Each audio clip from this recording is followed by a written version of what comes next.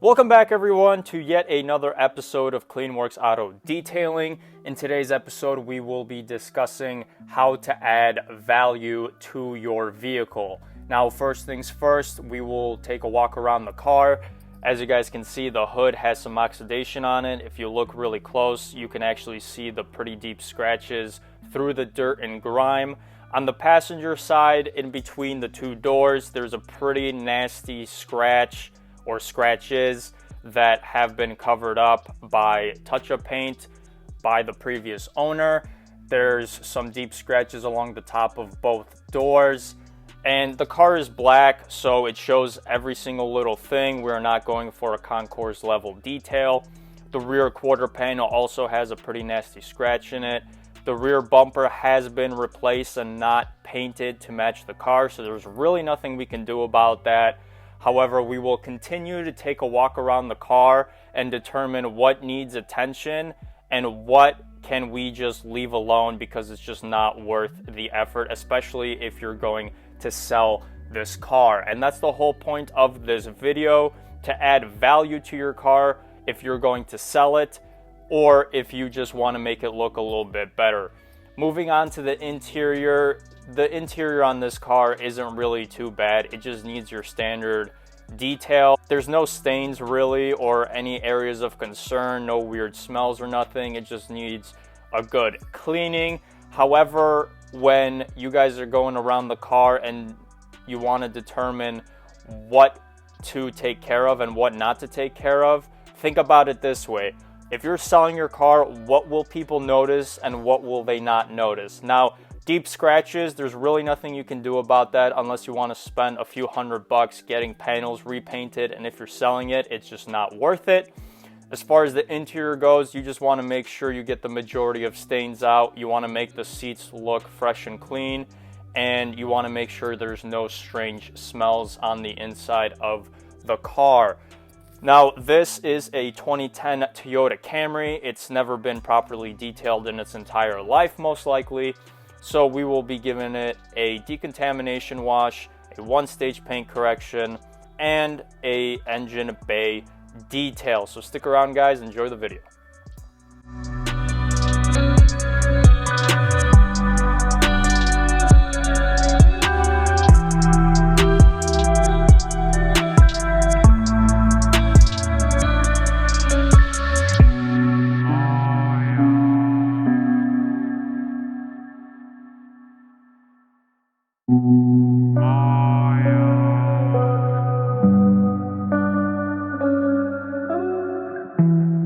We're starting off by cleaning the engine bay just because that is the dirtiest part of the car besides the wheels, and you get a lot of overspray when cleaning the engine bay, so it just makes sense to do it first.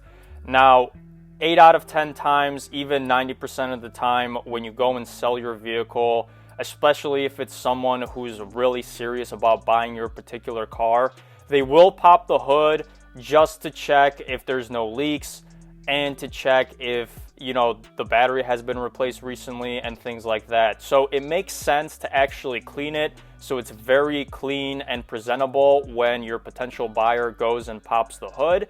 If you guys want to check out how to clean an engine bay in a pretty efficient and fast way, click on the card in the top right hand corner.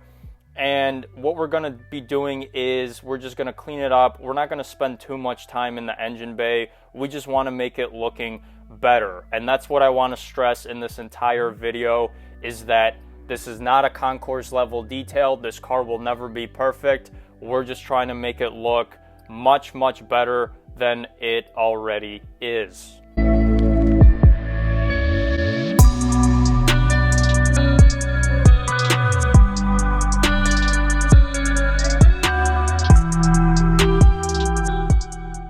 As far as the wheels go, there's nothing really too special about these. These are just your regular steel wheels. So we're going to clean the wheel wells, the tires, and the face of the steelies. Pretty quick process. Obviously, if you guys have more intricate wheels, you want to use your favorite wheel cleaner to clean them, and make sure to get behind the actual face of the wheel. to clean the barrel. Now, this has carpeted rear wheel well liners, so we're going to spray some of our favorite degreaser and flush those out. However, you can use a normal garden hose as opposed to a power washer if you don't have a power washer. As far as the exterior goes, we are just going to give it a foam bath, let it soak in a little bit, and just go ahead and wash it. Now, this isn't some sort of crazy process. We're just going to make sure we get every single surface of the car, and make sure you guys have a detail brush handy so you get between all the little nooks and crannies.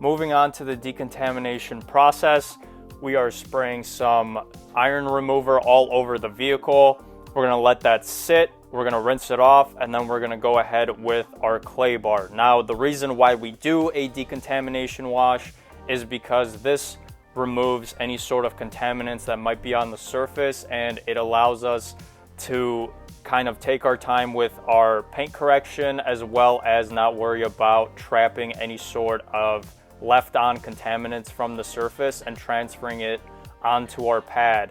And again, this is a black car and it will never be perfect. However, we don't want to inflict any more damage to this car.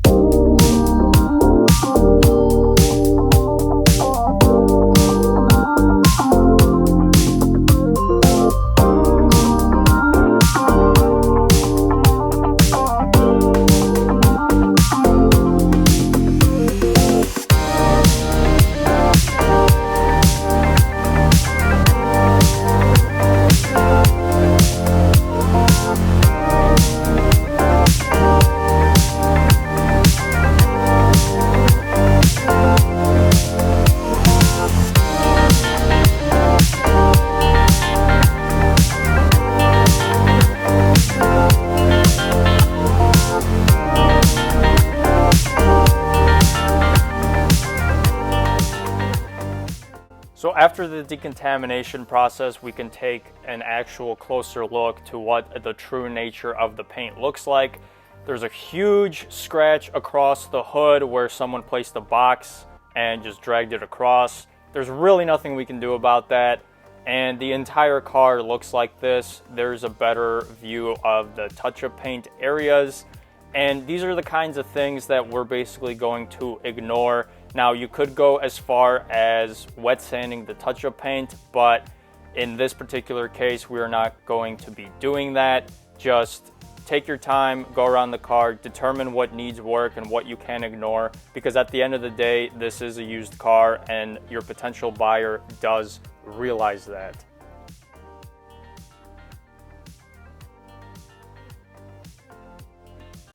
All right, so the car is decontaminated, it's dry. Since we're doing a one-step polish, we need to figure out which polish and pad combination gives us the best correcting power as well as the best gloss. Basically, we're trying to figure out which product and pad does the most amount of work just by going over it one time. So first up, we have Griot's Garage all-in-one compound with a medium cut microfiber pad.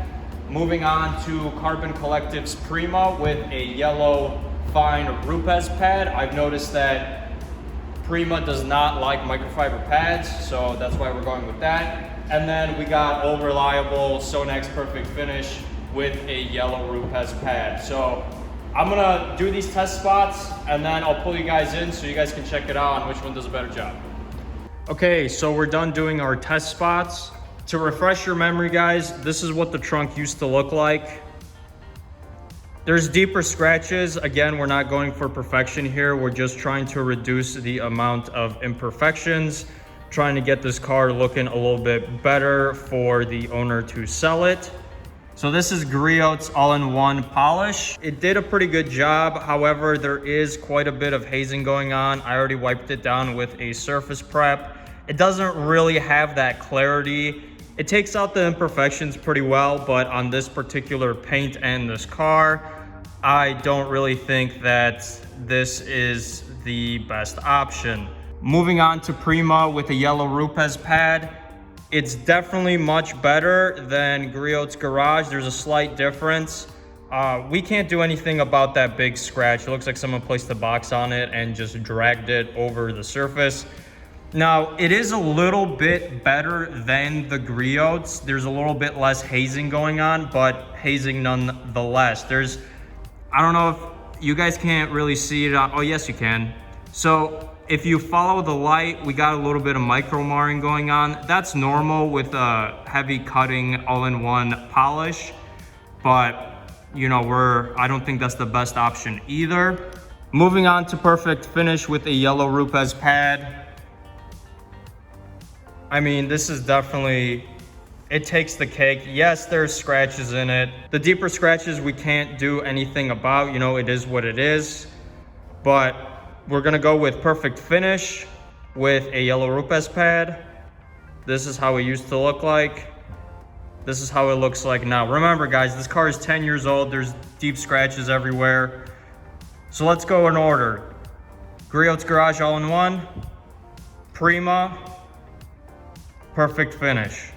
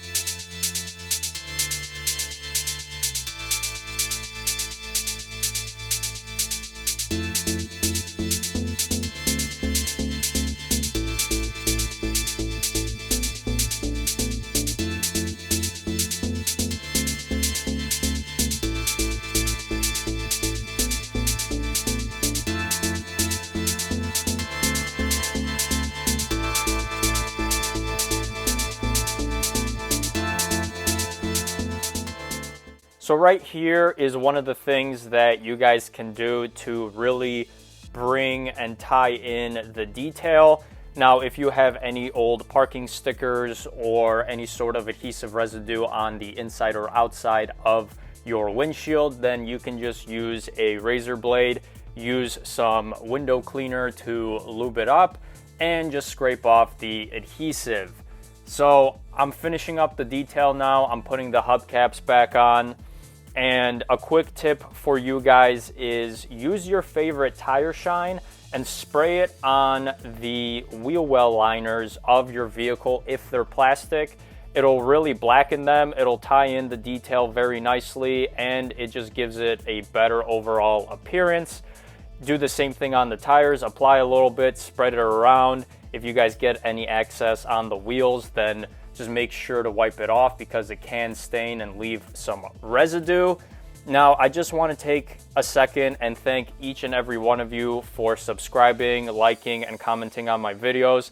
I'm at 1.2 thousand subs, and I really want to thank each and every one of you. Check out these before and after shots. I will see you in the next video. I really hope you guys enjoyed this and learned something. And as always, stay clean.